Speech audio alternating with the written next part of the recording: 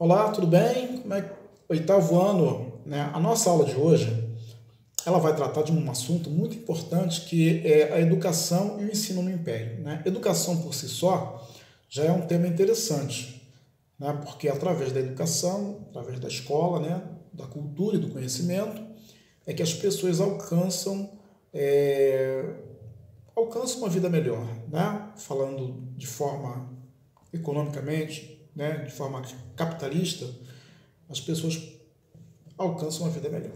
Né? A educação ela abre o caminho, abre o entendimento e as pessoas passam a progredir, ok? Mas enfim, na época do Império, né, em 1872, foi realizado no Brasil o primeiro recenseamento geral. De acordo com esse censo, a população brasileira somava 9.930.478 habitantes.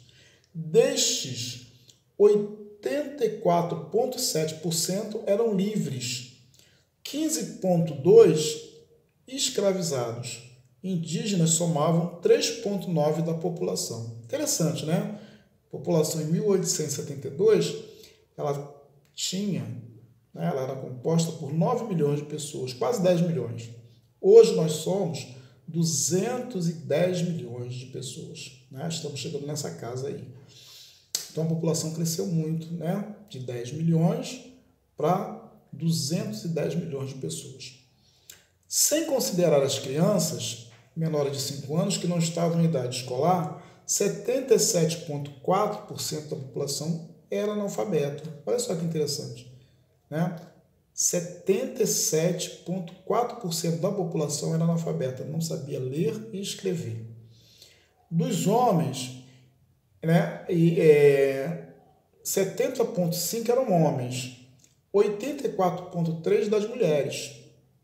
Entre a população de escravizados, de acordo com esse censo, em mais de 1,5 milhão de pessoas, apenas cerca de 1.400 sabiam ler e escrever. Representava 0,08%, né, de escravizados que sabiam ler. Porque se as pessoas que eram brancas naquela época do Império já não sabiam ler, uma boa parte, imagine as pessoas que eram escravizadas, não tinham oportunidade, né? Não tinha escola. E aí, durante o período regencial da história do Brasil, em 1837, foi criado o Colégio Dom Pedro II, Colégio Pedro II, no Rio de Janeiro, então capital do Império. Qual era o objetivo do imperador? Era que essa instituição servisse de modelo para outras províncias. Então ele criou uma no Rio de Janeiro, um colégio, aí ele queria que todas as províncias, né, que era a província de São Paulo, Minas Gerais, Espírito Santo, né, que era chamada de província. Depois eles deram o nome de Estado, né, quando mudou a Constituição, quando mudou o regime também de monarquia para república, mudou também o nome das regiões. Então, por exemplo, se chamava São Paulo, província de São Paulo, passou a ser chamado Estado de São Paulo. Copiaram um pouco a ideia dos Estados Unidos. Na nossa Constituição, ela é um pouco da cópia da Constituição estadunidense. Como é significativa a influência de um modelo educacional francês, eles pegaram o modelo da educação francesa, essa instituição preparava bacharéis para o ensino secundário. Eram ensinadas as línguas latina,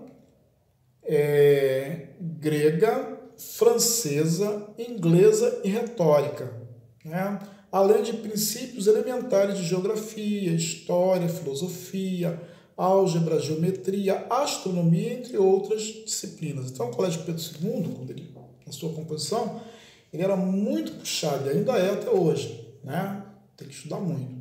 Em 1838 foi criado, também no Rio de Janeiro, o Instituto Histórico e Geográfico Brasileiro, responsável por estudos históricos, geográficos e antropológicos, que continua ativo até hoje, até a atualidade. Antes da criação do Colégio Pedro II, não se teve registro de disciplina de História no sistema educacional vigente no Brasil.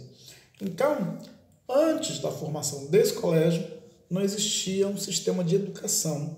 Então, Pedro II, né, o imperador, ele, através dos regentes, né, criaram um colégio que pudesse começar a organizar a educação no Brasil, ok? Então, pessoal, vale a pena conhecer um pouquinho mais sobre o processo educacional no Brasil, e vale a pena estudar, né? Se você quer crescer, quer ser alguém na vida, além de um bom caráter, a gente tem que estudar muito, né? Para que possamos alcançar melhores caminhos, né? Não somente pela questão financeira, mas também pela questão cultural, ok? Então, até a próxima aula. Na próxima semana a gente se vê. Um abraço.